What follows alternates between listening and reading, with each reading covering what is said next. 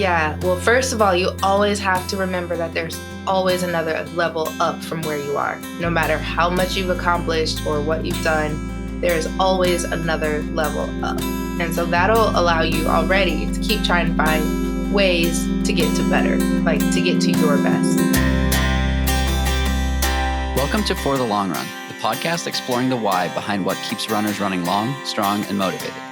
I'm your host, Jonathan Levitt. Through personal and professional connections in the running world, I have the privilege of getting to know some amazing athletes. I've always been fascinated by the psychological aspect of running, and this podcast is aimed at exploring this and much more. I hope you enjoy.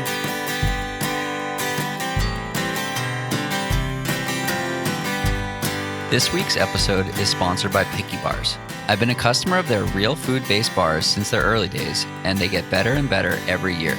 You can eat them before, during, and after a workout, or anytime really, and they're created from a need to have a performance and real food bar. One of my favorite fueling choices, they offer a variety of flavors including chocolatey, savory, fruity, spicy, and everything in between. Check them out and grab an exclusive For the Long Run listener discount at pickybars.com/FTLR.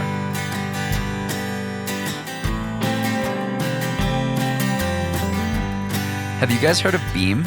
I have been absolutely loving their products lately.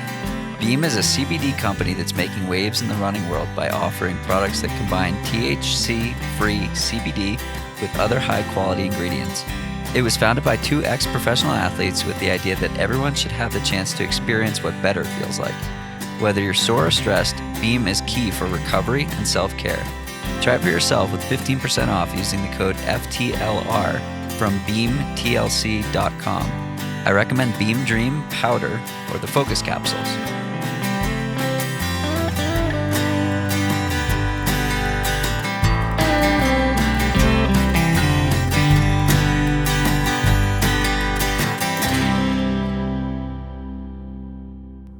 Welcome back. I have Tianna Bartoletta joining me on the podcast today. Tianna, thanks so much for taking some time to chat. Thanks for having me. I'm looking forward to this conversation. Of course. Normally my encounters with you online are of the yoga variety. So I'm excited to have some dialogue here this time. Yeah, absolutely. We're always breathing and moving and barely ever talking. Or I'm the only one talking. For sure. So before we get too far, first question, who is Tianna? Ooh, Tianna is a human first, because some people get that confused. Some people think I'm a machine or a superhero, but no, I'm not. I'm human. A human superhero. A writer second. Pretty decent athlete and definitely a yogi. Yes. So excited to chat about all of those things. What is your current training goal? My current training goal is to make what will be my third Olympic team for Team USA. Very cool. And what is the event that you are training for? I am a sprinter and jumper, so I am always training for both the 100-meter dash and the long jump. Very cool.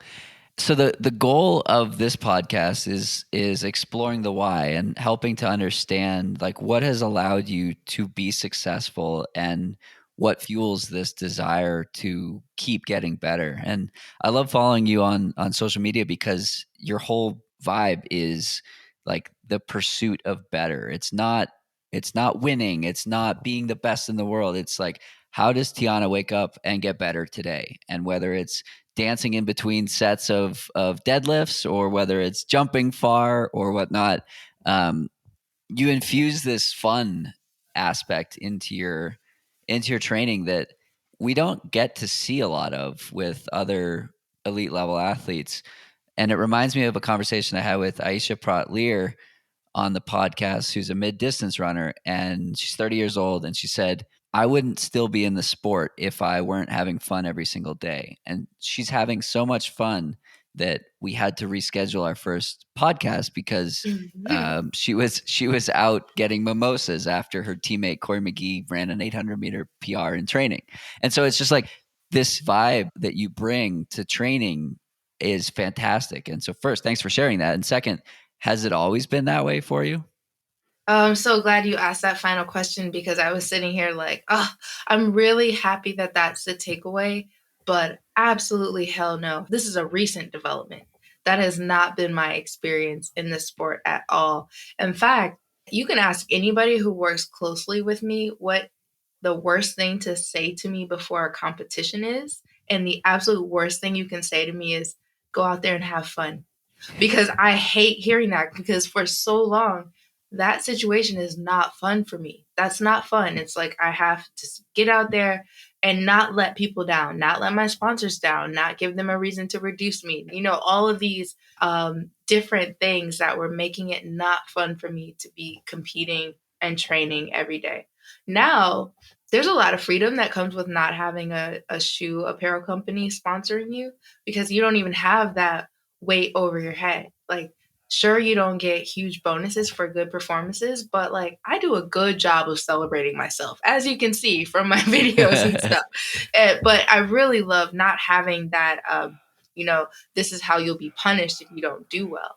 And I think the joy and the lightness that comes from being able to train without having that over my head is coming out in my training. And I can even feel it now when I get on the line at a competition. So rather than I need to win this race so I can make this much money or so I can meet this obligation, my mindset at the start is let's execute what I've been training. Let's see how close to perfect I can get this race, which is a totally different vibe. And I can celebrate almost any result. And it doesn't really matter what happens. And that's what's fun for me right now. So if everybody could have that mentality, I wouldn't need this podcast. um, how did you get there though? I mean, you've been in the sport for a while and it seems like you're just getting into, like, you've unlocked another level. Yeah. Well, first of all, you always have to remember that there's always another level up from where you are. No matter how much you've accomplished or what you've done, there's always another level up. And so that'll allow you already to keep trying to find ways to get to better, like to get to your best. So that's the first thing. But the second thing was the sport was killing me. Like, I truly believe that mentally, if I trace back every suicidal thought that I've had in my life, I could trace it all the way back to something that happened on the track or some kind of value tied to my identity as an athlete that was no longer going the way that I wanted. So this really became a survival mechanism. You started with, who is Tianna? I couldn't answer that question until recently. It's only been in the last couple of years that I could actually answer that question without saying, I'm a professional athlete, period. Like, that's it. That's the whole thing. So I think that that is where it came from, the need to survive my career, essentially, because sport is inherently not conducive for good mental health. It's a results oriented, we love you when you're winning, who are you when you're not, sort of what have you done for me lately environment that is counter to like everything that I believe on a personal, philosophical, spiritual level. And the cognitive dissonance that I was living with being in this industry while literally like chanting and meditating on something totally different was draining the life out of me. So I had to find a way to be able to do both things. And this is the result of that. When do you feel that change happened? Was it tied to, as you put it, like the freedom from not having a shoe sponsor? It started a lot earlier than that and from a more desperate place than that. So it honestly started when I was contemplating whether to get divorced or not. Part of the whole staying in an abusive situation was like, if I leave, do I stop winning? If I stop winning, how will I, afford my life? Those sorts of things, right? So it kind of started there. And and it's so sad to say, but in order to come to the decision to leave, I also had to come to terms with maybe track was done. Like, maybe that was the price. And that I had to decide in that moment that I was worth that price for myself. And if I decided that I was worth that price for myself, then it would be a good idea to figure out who the hell I was without track and field. So it started out way back then, and then it just developed over time. So I've had a lot of conversations with people lately. So I just moved to Colorado. I finally pulled the trigger on doing something that I wanted to do for, I don't know, 5 years. And as a result, I've had a lot of conversations with other people around, wow, it's so great that you finally did this. Like thinking it was just like a boom, like I wanted to do it and I did it, which is essentially how it happened at the end of a 5 year Mm-hmm. buildup. And so a lot of people are like, oh yeah, 2021, the year to make change. Like this is a good time to like start over or do this or do that. But like taking the first step is often very challenging. For me, it was easier because I was already here. How did you get to a place where you could accept the fact that maybe that's it for you for track, but you needed to do it for your mental health and physical health? You say that it was easy for you to take the first step because you were already there, but I'd argue that that was not your first step. Your first step was being open to the possibility. And at some point, way before you ever hopped in the car and made that long drive to Colorado, that first step had already been, taken. You're It right. might, It was the last step. yeah, exactly. And it was kind of like that for me. It's like, how did I decide? I do this thing where I kind of meditate on the worst case scenario. Like people like to say, be positive, don't think about that. But me, no, I need to thoroughly kind of just sit with the worst case scenario. And I basically learned this from NASA. I read a book called An Astronaut's Guide to Life on Earth. I'm going to get his name wrong, so I'm not even going to say it, but we'll look up the title later. He went to the University of Tennessee, where I went, so I felt like some kind of connection. Anyway, he's like, if NASA didn't think about the worst case scenarios, there would never be space exploration because something always goes wrong. It's like something always goes to hell. So you can't like stick with your plan A all the time or nothing would ever happen because nothing ever goes to plan. And so what I had to do was say, okay, if track is over, what happens next? And literally on a piece of paper was like, well, you'll be broke because you left school early, so you didn't get a degree. So the job market's going to be a little bit different for you. And your resume is going to look ridiculous because it's like a 17-year gap between your last job at a bookstore and whatever you're trying to do now. And so then I went and looked at those bullet points and was like, okay, well, the answer to you'll be broke is just get whatever job. Put your ego to the side and get whatever job. Check. Okay, that fear is out of the way. Finish the degree. Okay, all that took was an email to some people about transferring and starting up again. Check. So it's like I really went down the list of what am I afraid of if this is no longer a part of my life, if this is no longer my identity, and basically dismantled each one and gave myself zero excuse. There was like a contingency plan for each one. So think about NASA. If the toilet breaks, there's a whole manual for what you're supposed to do and how you rig the pool noodle to make it work again. Like that's what I had to do for my life. That's shitty. I love that. So when I had the, I guess you could say, the final conversation that sealed the deal for the move, it was with our CEO, and he asked me, why haven't you moved to Colorado yet? You look so happy, and you make me happy looking at you being happy. And I said, wait a minute. I thought that you were the gatekeeper on this Mm, situation. He was like, the funny thing about limits or perceived limits is sometimes they're just totally non-existent and totally made up. So this issue that had been a roadblock for you or a roadblock for me for years just vanished once you sort of either address it head on or address it head on. There's really no other way to do it. exactly. We learned this lesson as kids with the monsters under the bed or in the closet. Like we swore up and down that those monsters were real until we actually looked under the bed and they were like, oh, But then they okay. go in the closet. And then we go in the closet, but then we go look in the closet. Like I remember walking around the room with my dad. We checked every nook and cranny, every single one, 2, 3 times. We're still doing the same thing as adults. We have these little mental monsters in our minds, and because we refuse to look at them closely, because we're so damn scared, we don't ever actually get to the point where we're like, oh, okay, that's not actually real.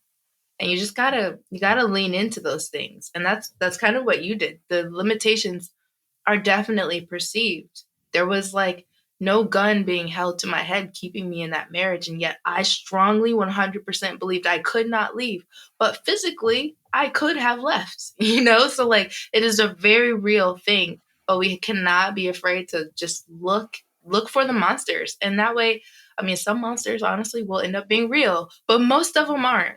And the cool thing is, once you start looking for these monsters or start the inertia, every additional step gets easier and easier. My coach's line or motto is shoot your shot. Like, do you know, take risks, take calculated risks, take very uncalculated risks every so often.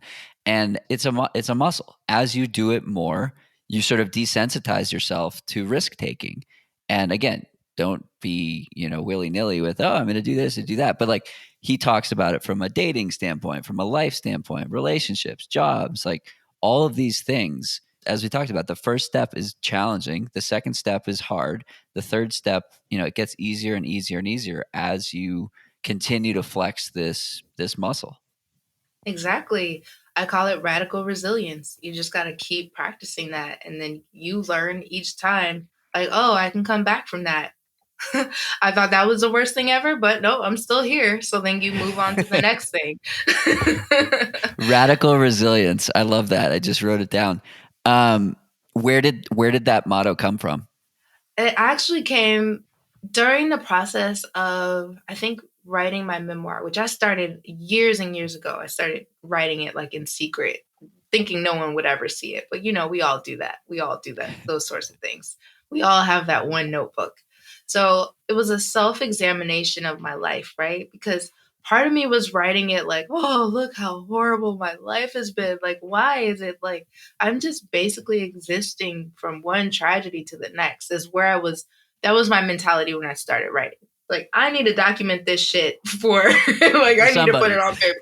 Yeah. But then on the other side of the writing, I was like, actually, this is a tale of resilience. It's freaking radical because there's a lot of people who wouldn't even want to come back from some of the things that I've had to come back from. But I'm resilient. If nothing else, I'm resilient. And the radical part is that even, you know, like in a sport related example, I had 9 stress fractures in my takeoff leg for the long jump in 2018. And the immediate question I asked the doctor was, can I switch legs? Like, oh, there's 9 in that leg. Let me switch to the other leg. He looked at me like I was crazy. And so we x rayed the other leg just in case, since we were already in the office. And there were 7 in that one. And he was like, yeah, probably shouldn't switch. And I switched anyway. It's one of those things where that's a perfect time, perfect excuse, completely justifiable to be like, you know what? I'm done. I think my body's called it. And yet didn't even occur to me. So yeah, those sorts of things. I've asked this question a couple times on this podcast. It's a very loaded question, but I love asking it, and I'll tell you sort of the backstory behind it afterwards. But why do you think you're here? On the planet. However you want to interpret the question. I mean, I'm hearing this story of resilience, and I'm hearing this story of you sharing your experience Mhm. with getting through hurdle after hurdle after hurdle, track pun obviously intended. And I'm seeing how you share it on social, and I'm seeing the responses that you get from people you've never met before or people you know quite well. And I love it. And so that's where the question comes from. Yeah, I love the question because I think I finally, after all this time, have somewhat of a sufficient answer.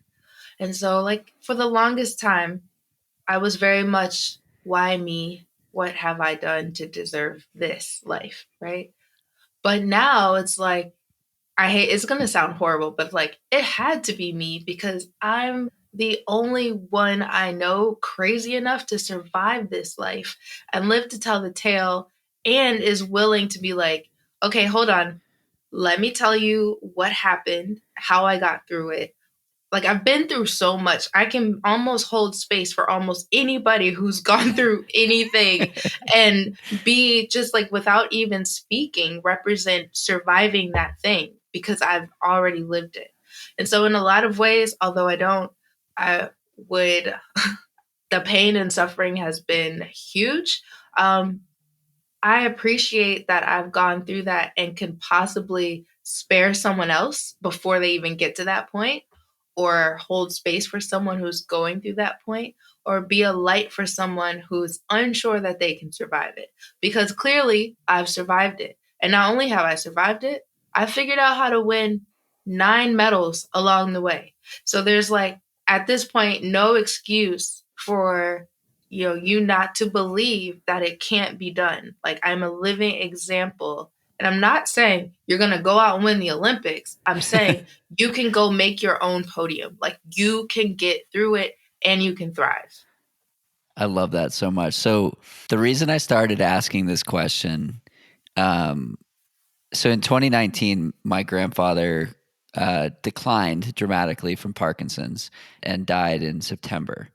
And in August, I went to Florida and had a conversation with him as I was leaving to fly home, knowing full well I would never see him again on this earth. Mm, And in this conversation, I'm getting chill. I've told this story like 10 times on the podcast. I get chills every time I tell it. But in that conversation, he was like, I figured it out. He was physically like very gone, but mhm, mentally still there. And his thoughts were mhm, still there. He was a very bright man. And like, if I could be 1/10 of him, I win.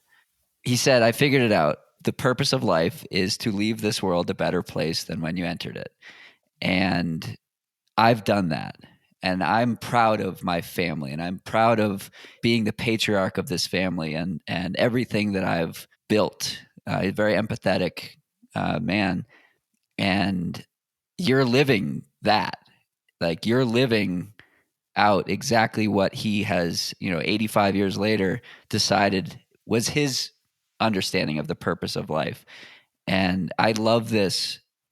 People who live not for themselves but for those around them, like, that's how we get to a better place in this world. There's so much shit out there, mhm. and if 10% of people were like you and like him, like, this world would be in a totally different place. So first, thank you for being the way you are, and sharing the way you are, and keep living it, because it's amazing. And the ability to like tell these stories for other people to hear, they might not be alone in this struggle. You can't get better than that.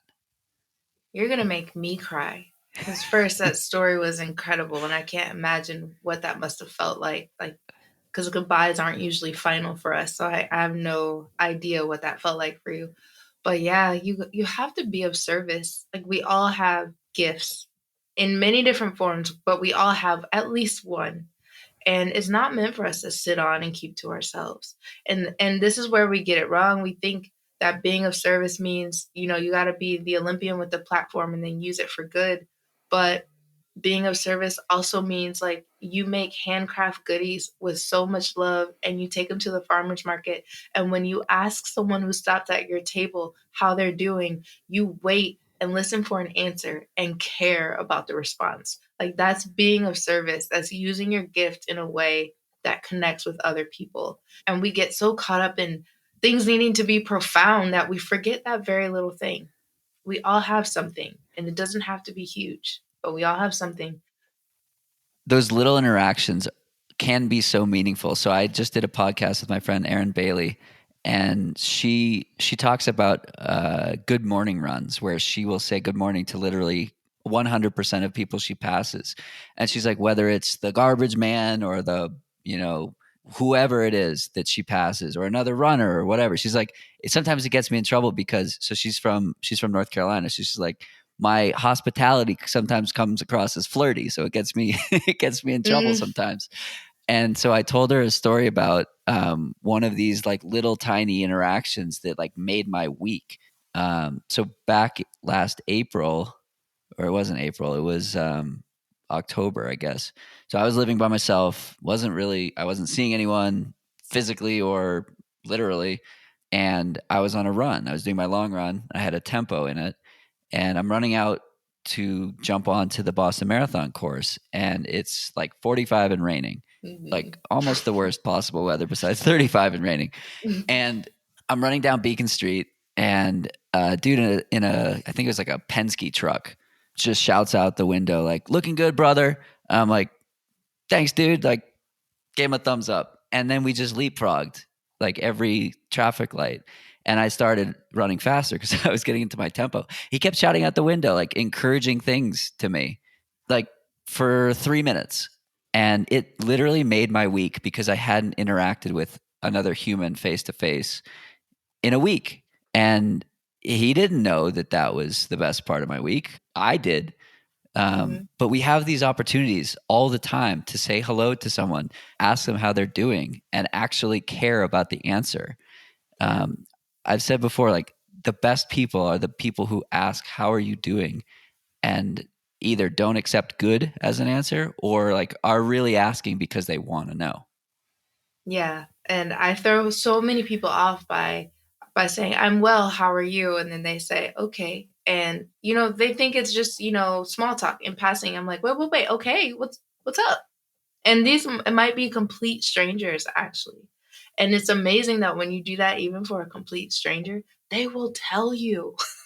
It's like they've been waiting forever to tell somebody something, and maybe preferably someone who doesn't know them so that they're not really judged for whatever the answer is. And it's just really nice to be able to hold space for people that way. It really is lovely. Try it in a grocery store. It's a little bit more difficult these days, but try it. I have a friend who last February made it his goal to meet a new person every day for 100 days. And he was just like chatting up grocery store clerks and cashiers and the mailman and all these like different people who normally get ignored in Hmm. in day to day, like, "Oh, hi, thanks for swiping my credit card and see you never." But he was like actively trying to learn their stories, meet them, and whether or not he ever met them again, like that part didn't matter. It was just like, how do we create this community that we're craving in these otherwise like very trivial interactions? And then COVID hit and it made it very difficult. Yeah, yeah. But that's important. It's like every interaction's an opportunity to do that. For sure. Thanks again to PickyBars for sponsoring this episode. I've been a member of their monthly club subscription for years now and have a bar before all of my weekday runs, and also enjoy their oatmeal before long runs. Both are so easy on the road, too. If you'd like to support me and the podcast, Picky is offering you 20% off at pickybars.com/FTLR, which is good for all orders above $25 and an additional 20% off your first box of a new Picky Club membership. That's 20% off at pickybars.com/FTLR. Thanks again to Beam for sponsoring this episode of the podcast. As the days start to warm up and get longer, a cool down routine in the evening becomes even more important. Did you know that you can get a subscription to Beam's Dream Powder? It's what I use most nights before bed to help with a refreshing night's sleep. When you subscribe, you'll get the Dream Blend with a bunch of perks like even better pricing, free shipping, a free mug, and a drink frother just for signing up. Dream helps me wind down at night, and it's made with compounds like melatonin and magnesium that support a better night's sleep. Make sure to use the code FTLR at checkout for an extra 15% off the already discounted 20% off monthly rate. And now back to our conversation. So, switching gears quite a bit, have you trained yet today? I won't train today actually because I'm preparing to leave for competition on tomorrow and Saturday. Very nice. Getting in So the a little rest. downtime. Yeah. Hmm. So, when you're on the start line this weekend, what will you be thinking about? So it's a pretty stacked 100-meter race. So in addition to the oh shit moment that I always have on the starting line of the 100, because I'm always scared to death before a sprint, I have not mastered the ability to not be scared shitless in those moments. And so I don't even try. It's almost like, oh, there you are, old friend, fear. I'm glad you showed up today. Beyond that, I am going over my execution checklist because, much to many people's surprise when I say this out loud, I don't actually believe I'm a natural sprinter. Like I'm explosive and I'm powerful, but like if 30 meters were a race, sign me up. Like, but the 100 meters is for me is so technical. I know exactly what my body is meant to do and the angles it's meant to be in for every 10-meter segment of the 100-meter dash. And I don't just get in the blocks and say run free because I'm just nothing would happen. If that was my only instruction, it would just You be turn like, left. yeah, I was like, oh, okay. Or like go back to the warm up area, right? So I'm going over my execution checklist, like this is what you need to do. And it anchors my mind so completely to the present moment that I can actually coexist with the fear that I'm feeling anyway, because it's a non factor in my ability or willingness to execute the things that I need to execute for the race. So that's pretty much what is going on in my head at the start line. So the mind is such a tool that can be used for excellence and performance. Yoga and meditation seems to be a pretty big tool in your tool belt. Talking about how that came about, and has it always been that way? I wouldn't say always. So my father's a martial artist who was very like entrenched in, calling on the ancestors of his practice, right? That's just how he was taught. And so he was definitely about meditation, but he didn't pass that on to us because by the time he was married with kids, he was like leaving the fighting world and basically, as he puts it, converted to Christianity. He left his heathen ways. And so meditation, he wasn't clear on how they could live together doing that practice of meditation and Christianity as he knew it way back then. So we knew that we knew dad was into some stuff that made him a way better, more lethal fighter. We knew that, but we didn't practice it. And then when I became an adult and did my own like spiritual journey and searching, I came back to it. And a lot of it was just based on needing to get my mind under control because like you said, it's a powerful tool, but it's also a weapon and it's extremely powerful. And like every superhero story, every comic book we've ever read, you can use those powers for good or evil, but they're powers nonetheless. And so it's up to you to figure out how to direct that light. And I needed to direct it in a way that wasn't like working against me. And so I would say over the past 10 years, I really came back to the practice. Like you said earlier, there's so much shit going on out there. Like, why not be on my own team in here? Like, I don't need one more thing against me or stacked against me. So it was like, this is what I can control. I'm going to make my mind an ally. If it's going to be powerful, we're going to use that power for good. We're going to keep that power for ourselves. Very cool. And where does Breakfast Club fit into the equation here? And first, what for those who don't know, what is Breakfast Club? Breakfast Club is a weekday club of friends that gets up bright and early. So we practice live at 5. At 5 a.m. Pacific time, we do 15 minutes of yoga and 5 minutes of meditation guided by me. And then we kind of just say, have a great day. And we meet again the next weekday morning. Breakfast Club developed because one, I believe morning rituals are really important for me. I'm a morning person, but when my morning is unstructured, all hell breaks loose for the rest of the day. Like it's just not the same. And so creating Breakfast Club honestly was a way for me to have a consistent practice in the morning. I also had started to get up at 4 a.m. To help me write and get a lot of the stuff done before training because after training I go brain dead and I don't want to do almost anything after that. So give me more time before training to be productive and do the things that I want to do.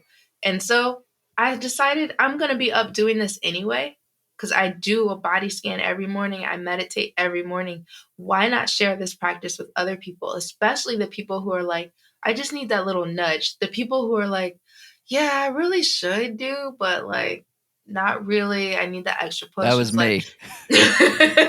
it's like, yeah, okay, you can do it with me. And if you don't want to get up at 5, I'll just email it to you, but do it whenever. But just do it because it's like a nice, consistent, like what a lot of the breakfast clubbers don't know is that getting up, well, they know getting up at 4 is hard, but it's like, it's easier because I know they're waiting for me. That accountability, that community makes it so much easier for me to keep getting up and keep doing what I'm supposed to do.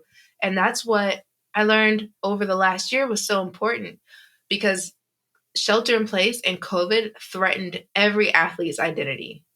I mean, it was just like, oh man, like what do we even post about on social media now? There's no meets, there's no travel. I'm like, what? And I decided that I would just be me, who I've always thought I was more than an athlete, but to create the community that I was craving. Like you mentioned earlier, we have so much power over the things we create and curate. And I wanted to do that, and Breakfast Club is an extension of that.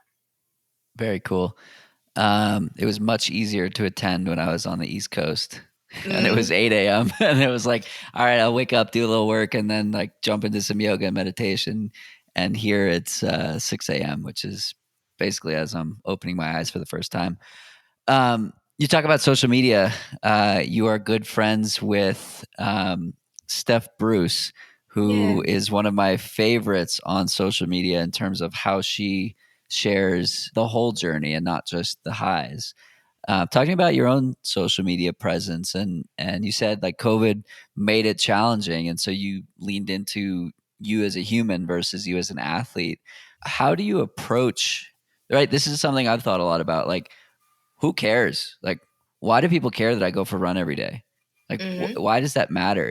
It doesn't. It's like the meaning that we attach to our own story. Like that's why I do it. So I'm curious about you and your approach. So COVID was easier for me to navigate because well before that, I'd already decided who I was and how I was going to share. So nothing actually changed for me for that. So again, and back in 2017, before that year, I wasn't on social media at all. So when after the divorce and getting back on my feet, I returned to social media and I realized I was like nobody knows me. So I was having a like allow me to introduce myself moment, right? That is what my social media platforms are. Like this is me. It wasn't even reintroduce yourself, it was introduce yourself. It was basically introduce myself. I mean, people from like 10 years prior were like, oh, I remember you winning in Helsinki, and I'm like, yeah, I'm not that girl. But this is Next. who I am now. And what's really really funny is I knew that I was going to have to do this. I knew that I was going to have to brand myself, and people get caught up in that phrase, but branding yourself is just telling your story consistently. That's what it is. I mean, you don't have to go get a t-shirt, you don't have to have a merch line to brand yourself. But I decided that that was the route that I wanted to take advantage of my last couple seasons in the sport, and really try to maximize it. So I asked for help, and the person that I asked, his name was Nick of Ride Out Collective. He was like, "Okay, but who are you?" And it really forced me to answer that question just so that we could have something to write on my first website. And so it started from there. It was like, so this is the story that I want to tell. This is how I won these medals. I was not this super elite athlete in high school. I wasn't a phenom. I had to like work for this and learn this and basically use my nerd brain to get to where I am. And I want people to know that. I want people to know it's not easy. I want people to know that although I make certain things look easy, I also mess it up. So I'm going to show you the blooper reel as well. I'm going to show you how I got to this point and all the details in between. I think the authenticity definitely comes through. The blooper reels, it's everybody loves a good blooper reel. Um, if you were to go back and speak with Tianna of 2017 or even Tianna of 2013, what would you say to her? I would say you're worth more than you think, and definitely more than you're accepting. And I think what we accept now, I'm gonna walk that back a little bit. It was like, I'm worth more than I think. I was taking a lot of shit because I thought that that's what I deserved, and it really influenced how I talked and showed up in rooms and the stories I decided to tell or not tell. And like you said, I was landing very much in the it doesn't matter. And it's like, no, it doesn't matter. But then it absolutely matters because it's your story and it's your path and you're living it. If it didn't matter, you wouldn't be here to live it, right? I would have told her, like, you matter and you're worth more than this. Even though you don't believe it now, just do one thing that's just like, act as if you do. Do one Yeah. thing in line with that and see what happens. Cool. So we've looked back. Now let's look ahead. What would Tianna of 2025 say to Tianna of today? You need a vacation. Yeah, it's like you need a vacation. I feel like I'm in a very satisfying but very work heavy phase of life. Like, just this is the part where you're just, getting the field ready to plant, or you just planted the season. Now you have to wait. That's kind of where I am. Just a lot of, I say it all the time, chop wood, carry water, chop wood, carry water, chop wood, carry water. I feel that. I'm enjoying it. It's satisfying. But I think by 2025, I'm going to look back and be like, oh, Gonna have a ooh, lot of wood. child. Ooh, child. You need a staycation or something, like rest, rest, kid, rest. Knowing that you know that now instead of having to hear it from a version of yourself 4 years in the future, how will you give yourself that grace? So basically, my calendar is still dictated by athletics in a lot of ways, but I plan my little vacation. So one of the easiest things for me to do that makes me feel alive because I'm a big kid is to go to Disney World. Like, I'm very much a grown woman, very much will go to Disney World and feel like I'm 5 years old again. Very much. And it makes me feel good. That's something really easy for me to do. I only need 3 days, and I come back and I can work and grind for months just off of having that refresh feeling. I schedule spa days, and I have a high performance coach that makes sure that I take mindful moments because we're in a situation where, one, it might not be all that affordable based on the hits we've taken to our income over the last year or so to go on that grand vacation that would just make us feel amazing. So I do a lot of little things to just, signal to myself, like, I see you. I know you're working hard. You deserve this break. I have my own back, that sort of thing. Yeah, I think these little things or big things that fill up our cup are so important. When I got to Colorado back in February, what I realized on the first Monday after spending basically an entire weekend outside was, oh my God, I'm so ready for the week. Like, Mm, I was so refreshed from spending like 8 hours a day outside, and it wasn't because I like put down my work or I like blah blah blah. It was like, no, the physical act of being outside is mm-hmm. is so. We were talking about it before we started recording. Like, it's just, I don't know how to describe it. You just do it and you feel great. So I think these reminders that like we need to find these things that fill up our cup, whether it's a teacup or a little shot glass sized cup, or Shot glass. or like a dumpster worth of a cup to fill up. Hmm. Like, we need to find those things for ourselves. Yeah, and yoga does that for me. So that's why I do it so much. So, like, an hour of vinyasa with one of my teachers, and I'm like, I'm good for the rest of the day. I'm not going to say like one yoga class lasts a week. No, no, no. Like, it's like That's why you do it daily. Yeah. I feel recharged enough to like go rock the rest of whatever I have ahead of me. So yeah, you can find those little things, those mindful moments, ways you can spend your time that recharge you so you can get back out there. So you've alluded a lot to gratitude and appreciation. Is that an intentional practice?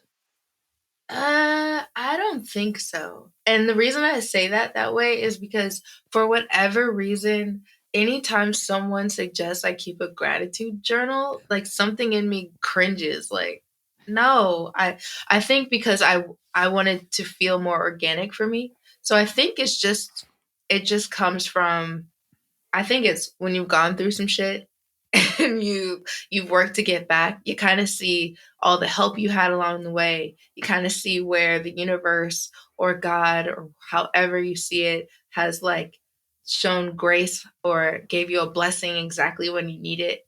And if your eyes are open, you see those things and you just have a moment where you're like, thanks for that.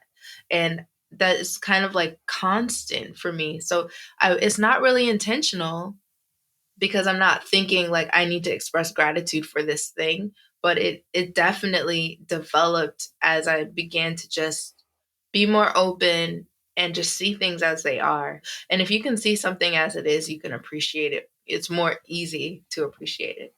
For sure. What was the last thing you acknowledged the thanks for that moment with? Um Actually this morning breakfast club because I actually didn't get to bed until like 11:30 p.m. So waking up at 4 is not awesome when you didn't even get to bed until 11:30. And I remember thinking when I woke up, it's like, well, I have to show up for them because they're going to be there on the call. And then just when I clicked, the settings are such that you can join before I get there. So you have time to set yourself up. And when I started the video, just all the smiling faces, like, good morning. My heart melted. I was so thankful for that. And I don't even feel the effects as of yet of so little sleep. I'll feel it later. But that just felt so good. It was like, I have people. I felt alone and unsupported for so long that looking at those faces on that call this morning at 5 a.m., I was like, I have people. It really touched my heart. I was really grateful for them. That's super cool. The ability to create this community in a time when it's hard to have any sort of consistency with face to face interaction is so powerful. And that was probably my like one of the hardest thing. I learned how much of an extrovert I am in 2020, and I was like, like I was like going to shoe stores to buy shoes, like just to like talk to the person who was selling I the could see shoes. that in your post. I was like, oh, he needs people. He needs people. Yes, And for maybe some sure, dogs. and maybe some dogs. Yeah. Yes, I did a workout yesterday, and there were 3 different dogs that were a part of it, and it was fantastic, all just by happenstance.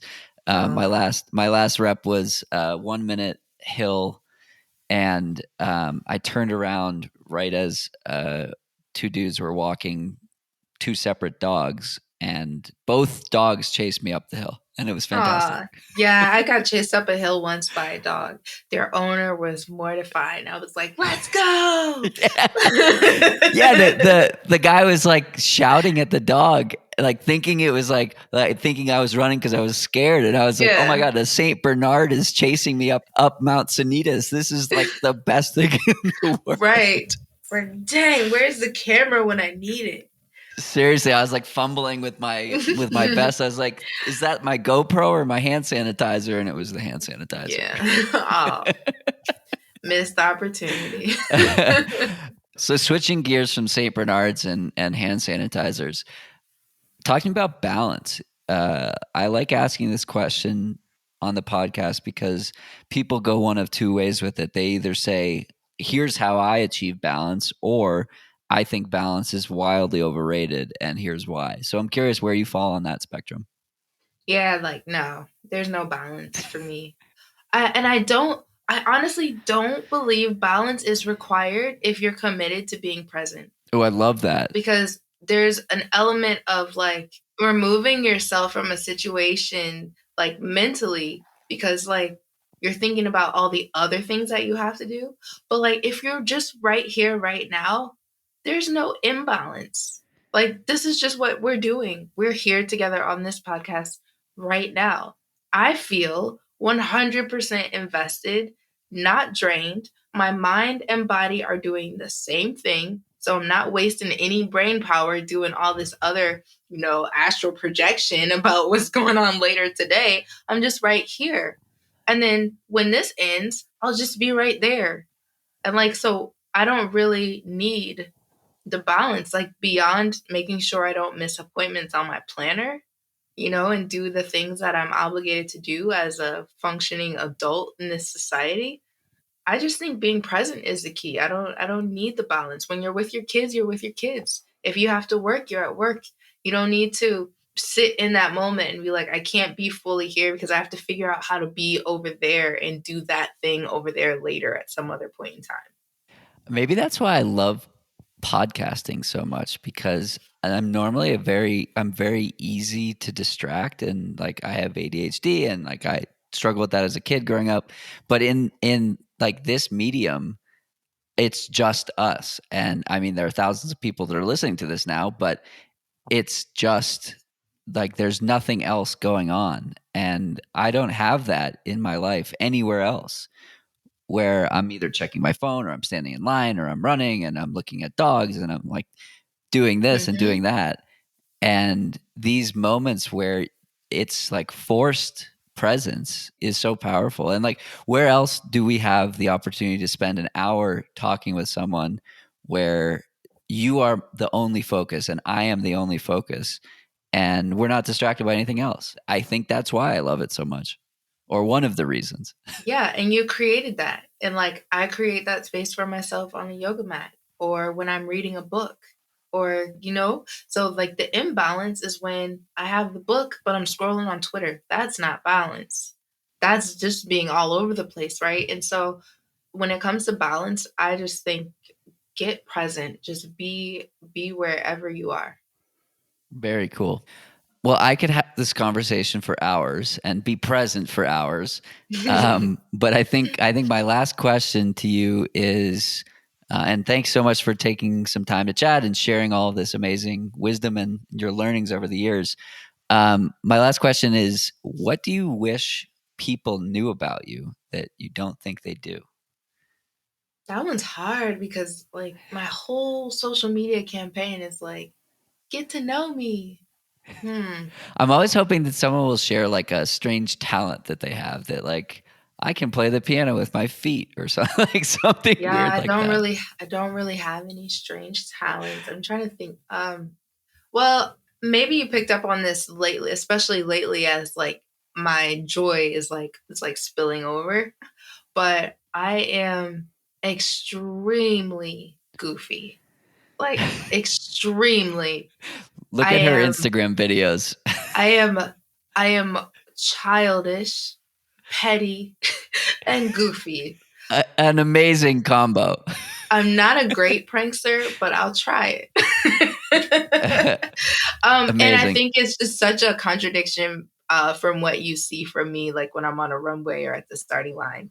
And, then I turn around and power clean 200 pounds and people are like, oh, she's scary. And I'm like, actually, you should see what I do between sets, which is why I've started to post those pictures. Like, just in case you feel a little bit intimidated by me, this is me pretending to be Mariah Carey after I did